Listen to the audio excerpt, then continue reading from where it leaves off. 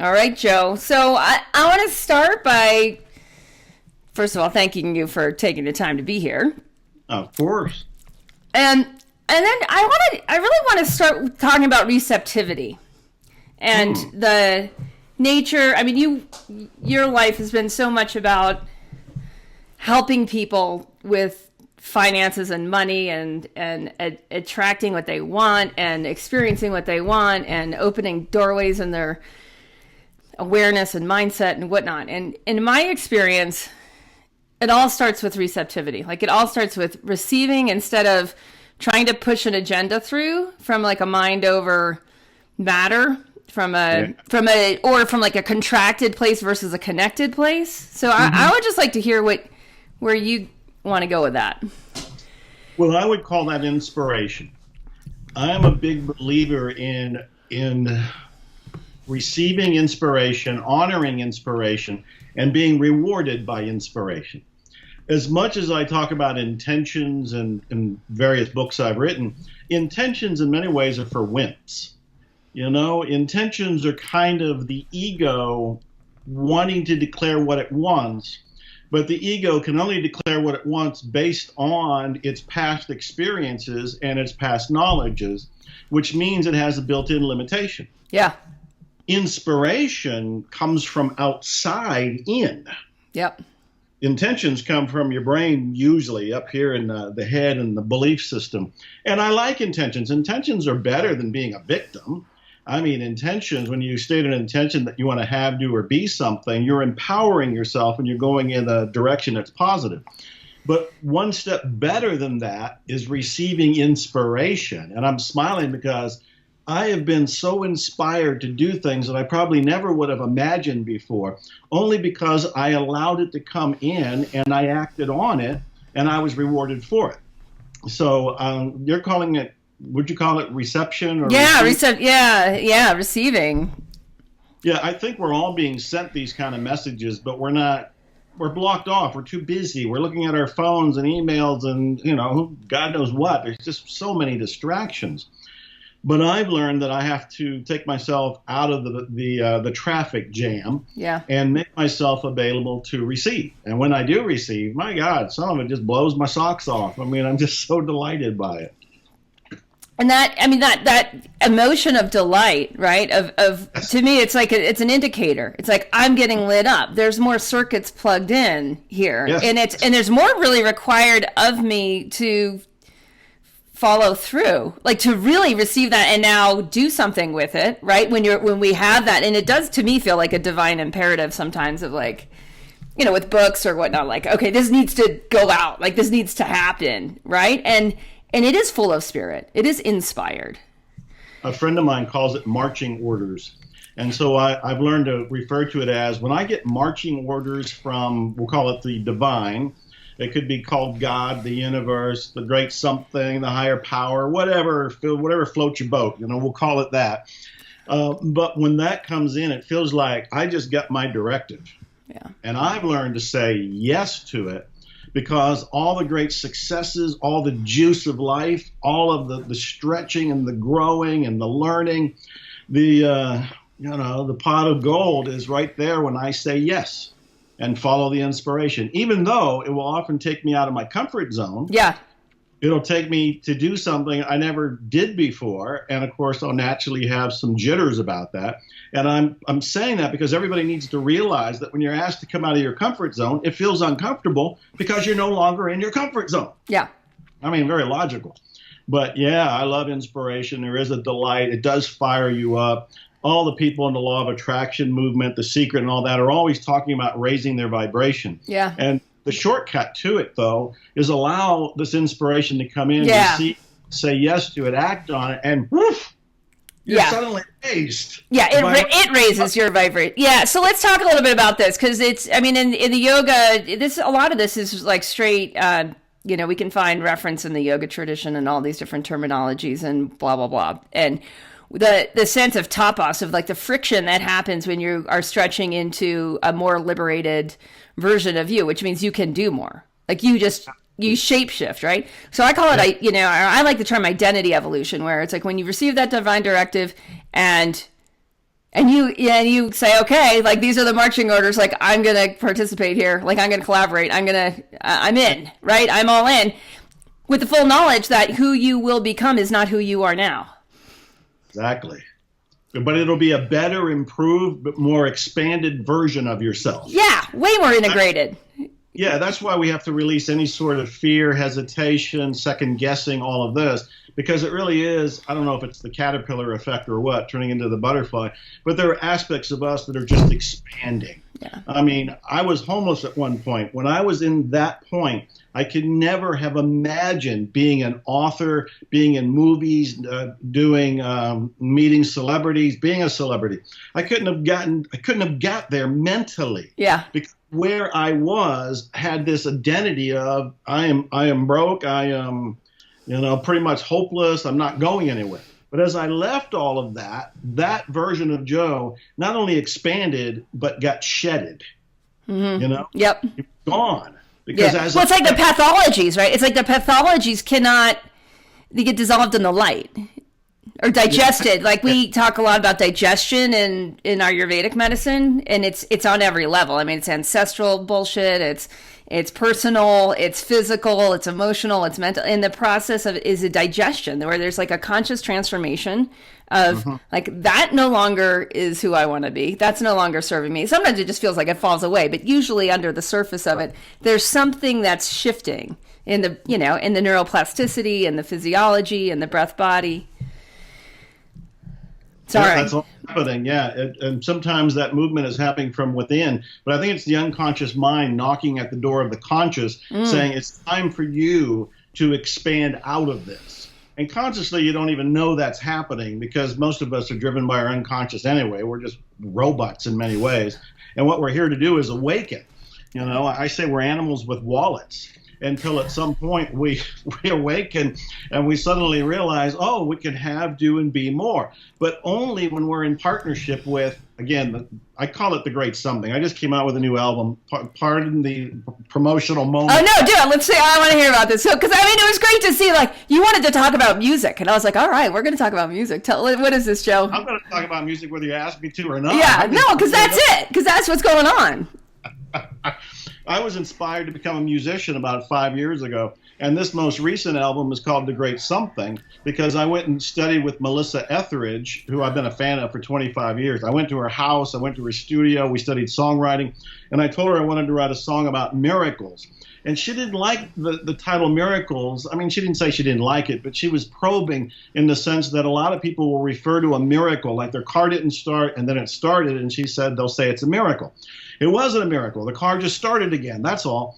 Well, I say that instead of calling what inspiration comes from God or the divine, I call it the great something. Yeah. Yeah. Great something. It's my way of being politically neutral and not offending anybody, because if I say God, oh, here comes the back. Right. And I say it's Buddha, or I say anything else, it's transcendental. Anyway, all of this is to say, inspiration has caused me to now be a musician. I have 6 singer-songwriter albums out. But way back when I was homeless or going through poverty or even as a beginning author, that was never in my brain. It was never in my consciousness. But as I kept expanding, and again, I'm just saying this because it's true for all of us. I'm not different. I'm not special. I'm just saying this is the way I've seen it work out. You receive inspiration, you say yes to the inspiration, you go through whatever fire you have to go through to burn away the negativity, the beliefs, the discomfort, and then you're on stage singing. Well, and this plasticity, right? There's this plasticity of character that, and when we take ourselves out of the box, all of a sudden it's like, who am I going to be next? To me, that's the number one question.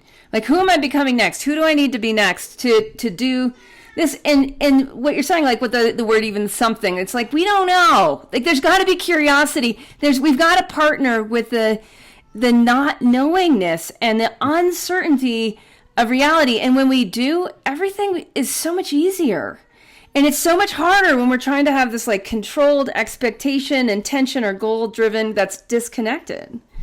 Yeah, no, trying to control it all is a fool's game. We cannot control it all. Even the people who are trying to create their own reality I've learned that when you're sitting there trying to manifest something, you're very focused on one little thing in a universe of possibilities. And you're trying to control one little thing, but you cannot control all of it. I have said there's 4 stages of awakening. The very first is victimhood, which is what most of us are born into, programmed by. The second is empowerment, which is somebody reads a great self-help book, they watch The Secret, they see this show, and suddenly they start to feel more empowered, which is wonderful. But at some point they realize they don't control everything. Like when my mother died, it was like, if I can control everything, she'd still be here.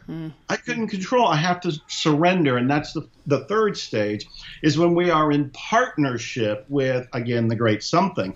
And we realize I'm not in charge of the show. Yeah. I am co-creating it. But I am not creating the entire show here. Yeah. And then the fourth stage, just for the sake of saying it, is the awakening itself. When you awaken to the fact that you are the great something, experiencing the great something, because the great something wants to experience it through itself. And you are the great something. Yeah. Amen. I mean, it's in yoga, they call it Turiya, the fourth state. It's like the one that's beyond the third. That's what it means. Turiya is like the fourth. It's like, they're like, well, it's not waking, dreaming, deep sleep. Right. It's something that's beyond where you get that you are it. And once you get that, all of a sudden, I mean, to me, it's like full circuits, right? Now it's like, what's trying to happen here? What are we doing? And we also get that we're in it together. And so there's no longer the separation consciousness. There's no longer all the bullshit that happens from all that. Non-duality at that point. That's exactly right. I tell people that you can't make the fourth stage happen. Yeah. You can prepare for the fourth stage. Yeah. You can do the meditation. You can do your yoga. You can do whatever your practice is to cultivate the garden. But the fourth stage comes by grace. It is bestowed on us. I love the definition. I'm going to start using that definition. What's the fourth stage? It's the stage after the third. Exactly. And it's not like it. I mean, that's the other cool thing too, is there's like that heavy brick wall dividing line that you just described. It's like there's that, you can't, because then just like you said, because surrender is the third. So if you haven't gotten to surrender, there's no way. So let's talk a little bit about this, because I'm somewhat obsessed with intuition and trust, and in the coursework that I'm teaching and guiding, it feels like more than teaching, because what I'm noticing is that that's there's so many levels to this trust that enable efficiency and fun and ease. And when we might think we have this trust, like we might be verbalizing it, but like there's some very subtle self-construct that's blocking a deeper universal trust, like a deeper trust in our own thoughts and our own inspiration, a deeper trust in the relationships that that are suddenly in our space, a deeper trust to the thing that's not even a thought yet, but it's just an energy, and you're getting the yes, you're getting the delight, you're getting but you don't know what it is. And because culture, like you said, like everyone's on their cell phones, like everyone's like too distracted to even have the inner space to receive this next level, right? But it's like, it's a gateway. It's like you can't go, nothing else can happen until like on this other level that you're wanting things to happen until. So that's I'd love to hear your experience. Yeah, I think it's important to realize that we are already trusting, whether we consciously admit that or not. For example, right now in this moment, you and I have a dance of energy. Neither one of us know what we're saying next. I have no idea what my next line is. Yeah. But the line I just said, I didn't have any guess for that either, but they came out pretty good, didn't they? Yeah, we're good. We're in it. Yeah, and we have our little dance here on the dance floor of the planet, and you and I are trusting each other. You're trusting yourself to come up with a question or comment that's going to trigger something for me. I'm trusting myself to respond to you. There's no script here. You and I never met before. This is entirely out of this moment, and this is what day-to-day life is like for most people. They're not walking around with some sort of sales script that they're reading. How are you today? And I was asked about your third chakra. Is that doing good?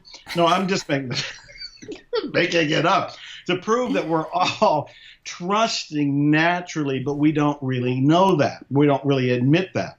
And so what we have to do is trust more of that. It's already taking care of us right now in this moment. So if somebody's inspired to open a bakery or to write a book or to open their own yoga studio, I don't know what it happens to be, they have to trust that inspiration, say yes to it, and then trust the baby steps that they take to create it. What most people do is they break the circuit by saying, I have no idea how to create something like that. A bakery, a yoga studio, that is way too big for me. And they're forgetting that all you have to do is the baby step that is required today. Yeah. Whatever that first baby step is. So trusting those baby steps and, of course, acting on them will lead them to the bakery, the yoga studio, or whatever it happens to be. It's that whole thing where Steve Jobs said something to the effect of, you can't connect the dots going into the future, but you can connect the dots from your present time looking back. When I was homeless, if somebody said, hey, how are you going to be a best-selling author? I couldn't project the dots. I couldn't be able to tell people how it's going to unfold. In fact, it unfolded in the most marvelous, majestic, miraculous way. But I didn't have a clue. Now, as I sit here, I can look back over time and go, oh, that dot connected to that dot. That person experienced this, and which connected to me. And I can write my autobiography at this point. Yeah. Because all the dots from this point have aligned. So what we have to do is, in this moment, trust what's already happening, take the next steps in the next moments as they occur, and we'll see the dots light up. Yeah. And at some point we can stop and go, I opened up my bakery because of all these series of events that took place, some of which I took the action on, some of which happened by almost magic. Yeah. Yeah. So we trust ourselves in this moment. Right. And that, to me in there's in the action, it's like the action reaction cycle, right? So we have like the law of karma, of where you take an action and it changes. Now there's a shift in the field, and you get feedback, and then from that feedback there's the next action. And where people, but when people are stuck in their head and they're trying to figure it out, yeah, right, then then there's no feedback loop, and without the feedback loop, there's no co-participation happening. Yeah, this is why they got to drop from their head into their heart. They got to drop from their head into their heart and have more of a balance. I'm not dismissing the head at all. I like my head. It's good. It's part of me. But I've also learned to love this part of me. I've said that I have a what do I call it? A homing pigeon in my chest. I've got a homing pigeon, and it's kind of guiding me. It says, go over here, fly this way. And I go, why? And it says, I don't know, but go over there. And as I fly over there, I end up meeting somebody who changes my life, which actually happened last year. I went to a speaking event because I was invited to this small event. They said there'd be 12 people there. We're not going to pay you. We're not going to feed you. You can't sell any of your books, but you're doing it as a favor to a friend. And I said, well, that's a deal. Okay. I'm in. My pigeon said, say yes to that. Yeah. So I go there, and one of the 12 people has been in the music business for 30 years, has all kind of contacts, heard about my musical side of my life, was already a fan of my self-help books, and she has been instrumental in changing the direction of my musical career. But I couldn't have seen that from my head. Yeah. My head would have said, okay, let me Google all the different people who might be able to help me, and let me try to figure out who they are, which might have been a valid approach, but it didn't come from my heart. My heart said, didn't tell me to do that. My heart said, go over here where you're not going to get paid and you're not going to get fed, but it'll be a turning point. Yeah. Yeah. Well, and just what you're reflecting to me is like the receptivity and the trust and then to me it really goes into this next level. There's so much to me as more and more people are waking up to this stuff and doing the practices and cultivating a little bit of space to be able to receive and feel and participate and act and get feedback and take the next action and stretch and grow even when it's uncomfortable, that all of a sudden, if people have done that, there's something that they're now able to be plugged into other people that are also at that level. And there's an efficiency that kicks in and picks up where so much more is able to happen in less time because there's simply less friction in the field. There's less egoic, contractive blocking on an individual level that's now in the collective level, right? And so when that gets gone, all of a sudden there's a collective what can happen. And the network part of that, to me, it's like there's a misconception in like egoic networking versus non-egoic networking. And what's right? Yeah, I love it. I love it. Yeah. So talk more about that, about like how much can happen fast when we're in it with other people that are also in it at this kind of level of trust and receiving. Okay, so the people around you are either going to hinder you or going to help you. But the key here, the punchline is you don't have to change those people. You change yourself. As you change yourself, they drop away and new people come in. It's a very natural, organic process. The few friends I had when I was homeless or I was in poverty for 10 years, the friends I had in that period, I didn't call any of them up and say, you know what, I'm working on myself, so we can't get together anymore. Right. I didn't do anything like that. But as I worked on myself, they started dropping away. Organically, naturally, nobody was offended. There were no fights. It's just that I was changing. As my level changed, I sensed it, they sensed it, and they hung around with other friends who were on their level. And as I kept growing, new friends came into my orbit. But my whole point is, as I was doing the clearing work on my own beliefs, as I'm doing the meditation work to try to center myself, as I'm doing all the work to drop away the homeless mentality, the self-esteem issues, the whole psychology of limitation or of vulnerability, as I worked on me, the old people dropped away, fresh, new, matching people showed up in my life. And that's what still happens today. Yeah, I mean, it's just, I just want to say, like, pause, like, absorb that, everybody, and get that, and get receptive to it, so that when it does show up, there's no egoic contraction, because it's such an old pattern. I mean, so many of us have been taught that pattern of, like, I don't even know what it is. It's like the reptilian safety, just like, or projection of a past version of yourself that gets in the way, and then you're in your head, and is this right or is this not right? It's funny. So right now I'm in this conversation. I'm writing and publishing my second book, and my first book I self-published, and I have this tribe, right? And they're awesome, and they take the courses and share the books, and we blah blah blah. And so anyways, this publisher wants my first book, and then they're like, we're maybe interested in publishing your second book. And I'm like, I think this is really between the tribe and you guys. So let's do it that way. Like, let's get you both in conversation somehow through the podcast or whatever, because that's what I'm sensing is like, I could honestly just get in the way here. And there's this other, it's like, to me, when we get this interconnected thing, it can even happen between organizations. As organizations are operating at that level of receptivity and trust and connectivity and bigger things happening for a better impact and more positive evolution culturally, socially, environmentally, you know what I mean? That all of a sudden there's a whole other level of efficiency and potentiality that becomes accessible that really we haven't been taught. It hasn't been modeled well. Mm-hmm. I love one of the things you're demonstrating there is your willingness to drop your ego in order to allow something fresh and bigger to come in. I saw a documentary on the Grateful Dead, and there was a manager in there who had said at one point that one of the common questions that always came to him when they were on tour, he would say, somebody would rush in and go, who's in charge? Who's in charge? Oh, yeah, I saw that documentary. I just watched that. I loved it. Yeah, that guy was amazing. And what he said was, what does the situation need? And I thought, oh, what a better question. Yeah. What does the situation need? That takes it out of ego. That takes it out of blaming any one person. The situation may require, Jerry Garcia at one point. The situation may require the manager at some point. Situation may require some volunteer. What does the situation require? I would adapt it just a tiny bit and say, what does this moment require? What does this moment require? And you were doing that naturally and intuitively when you were telling the publisher, why don't you and the tribe talk? Yeah. And I'll step over here. I love that.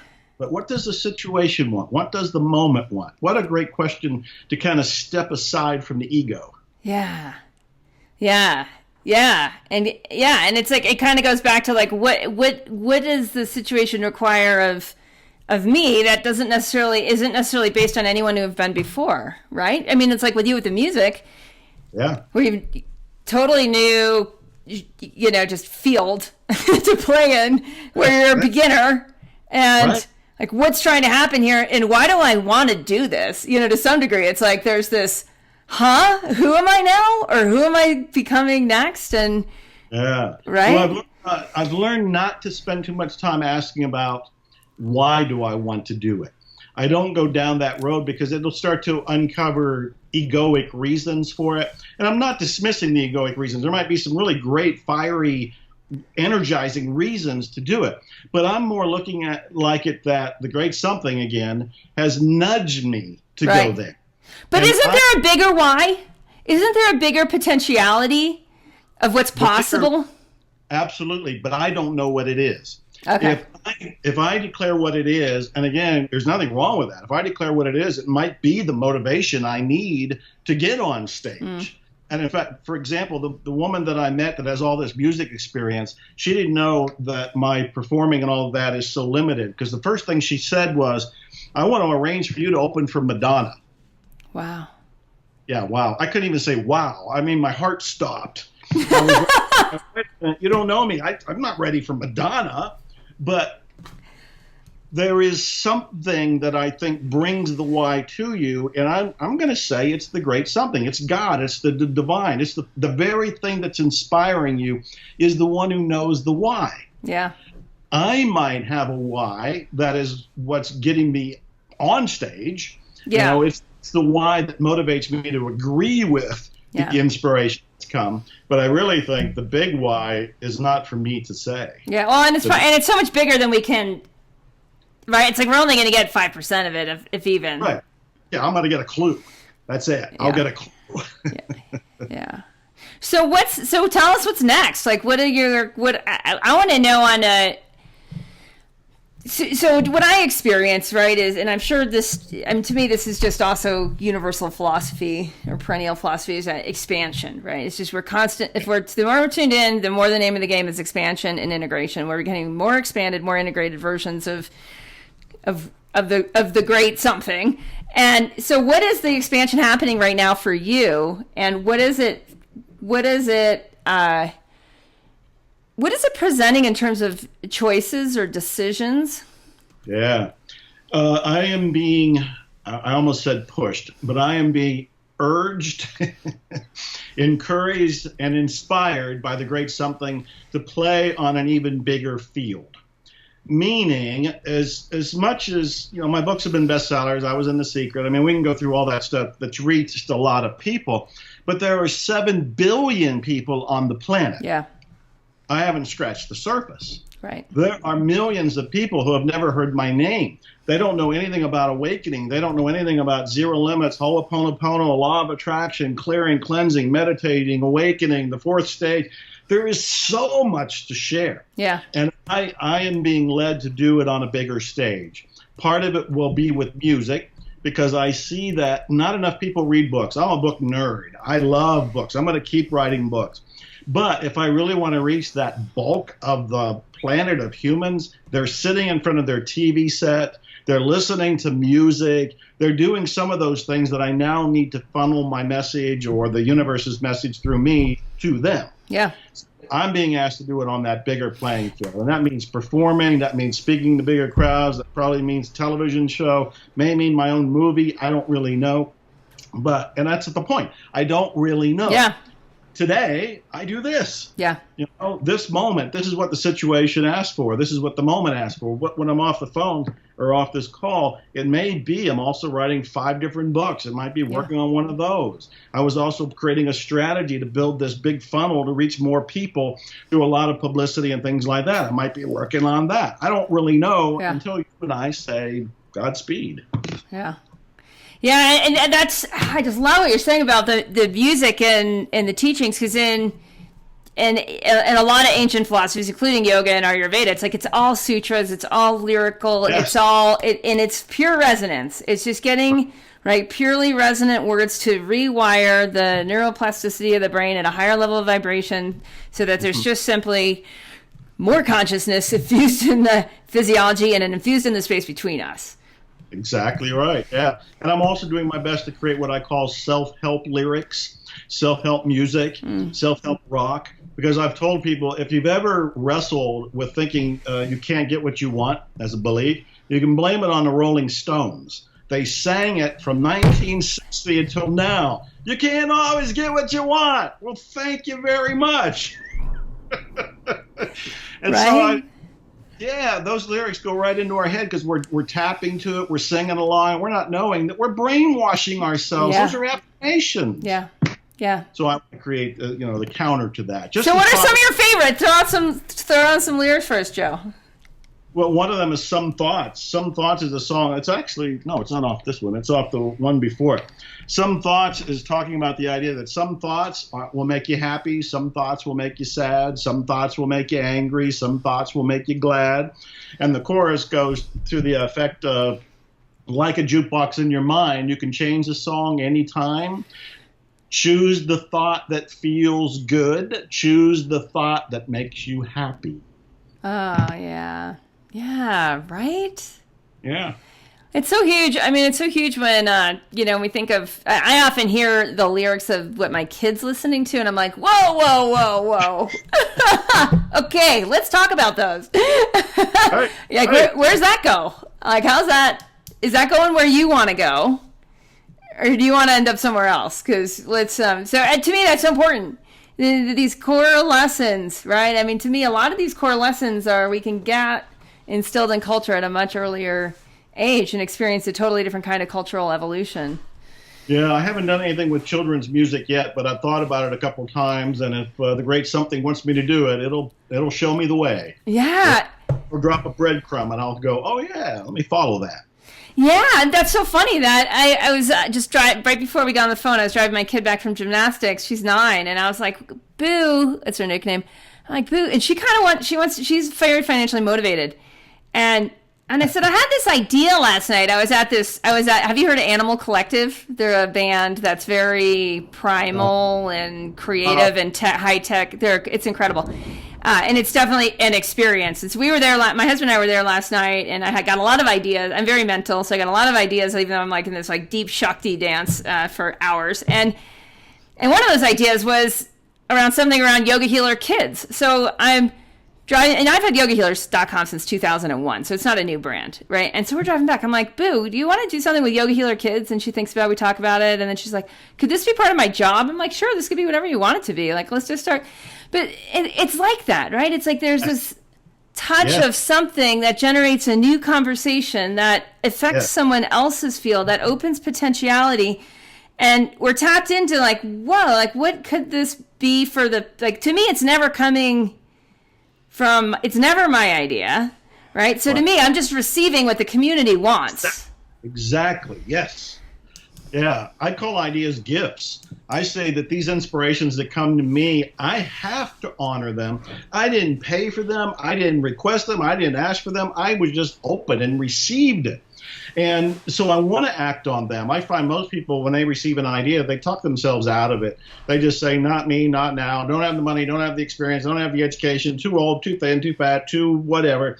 And I don't do that. I've just learned that the idea came to me, let me take it and run with it. Yeah. And the faster I run with it, meaning the closer I take action from the moment the inspiration came, the more I can use the energy of the excitement of that inspiration to get it done. Right. And then there's less resistance, there's less friction, you're not building, and you're creating it's a totally different operating system. Right? It's like a totally different human mind operating system where it's like, oh, this is how it works. Things go into hyperspeed and now you're bending time. Exactly. I've written 76 books. Most people haven't read a dozen books since high school. I've written 76, and the only reason I know is somebody else counted them and told me. I said 6 singer-songwriter albums, but I actually have 15 albums out. The other ones are musical instrumentals. And I can go on. I have a coaching program, miraclescoaching.com. I've got all kind of courses, DVDs, ebooks. I have, I think, 24 ebooks that haven't been released yet. Now, all of this is to say, because people will say, do you sleep? Yeah, I sleep all the time. I take naps. I get in the hot tub. I am able to accomplish all this because I say yes, I don't second guess, and I get out of the way. Yeah. There you go. Bam! That's it, everyone. I'm out of here. Drop the mic. Thank you, Joe. It was an absolute pleasure. I'd love to have you back on the show whenever you want to talk about whatever you want to talk about. Anytime you want. Glad to dance with you. Great questions, great energy. Love you. Love what you're doing. Thanks for the honor of being there. Godspeed to all your listeners. Oh, mwah. Bye. Bye-bye.